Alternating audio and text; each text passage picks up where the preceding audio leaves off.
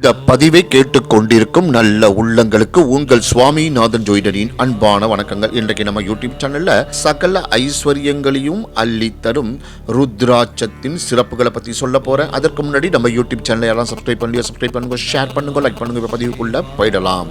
சிவபெருமான் கண்களில் இருந்து தோன்றியது ருத்ராட்சம். அதை அணிபவரை அவர் கண் போல காப்பாற்றுவார். எனவே அனைவரும் கண்டிப்பாக 5 முகம் 1 முகம் ருத்ராட்சமாவது எப்போதும் அணிந்திருக்க வேண்டும்.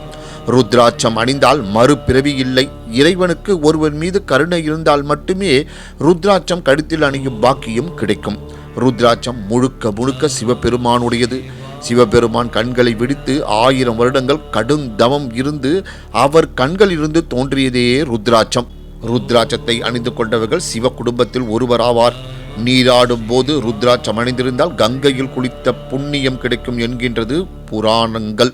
மேலும் ருத்ராட்சம் அணிபவருக்கு லட்சுமி கடாட்சமும் செய்யும் தொழிலில் மேன்மையும் சகல விதமான ஐஸ்வர்யங்களும் ஏற்பட்டு பகவானின் பேர் அன்பும் ஆனந்தமும் கிடைக்கும் என்று சிவ மகா புராணம் கூறுகின்றன.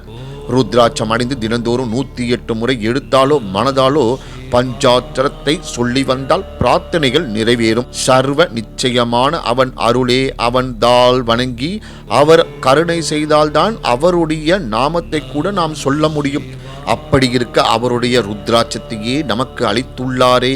அதனால் திருநீறு தரித்தல், ருத்ராட்சம் அடித்தல், பஞ்சாட்சர மந்திரமான ஓம் நம சிவாய உச்சரித்தல் இம்மூன்றும் ஒரு சேர செய்து வந்தால் முக்தி என்னும் மகா பேர் ஆனந்தத்தை அடையலாம். இம்மூன்றும் இந்து தர்மங்கள். தர்மத்தை விடாதவர்களை இறைவன் கைவிட மாட்டார். மேலும் நவகிரகங்கள் நன்மையே செய்யும். 7.5 சனி, அஷ்டம சனி, ராகு கேது தோஷத்தின் தாக்கங்கள் குறையும். ருத்ராட்சம் அடைந்திருக்கும் வேளையில் உயிர் பிரிந்தால் சிவபெருமான் திருவடியை அடைந்து நற்கதி ஏற்படும். ஓம் நம சிவாய, அன்பே சிவம் என்று கூறி இந்த சிறப்பான அன்பை பதிவை நிறைவு செய்கிறேன். நன்றி, வணக்கம், வாழ்க வளமுடன்.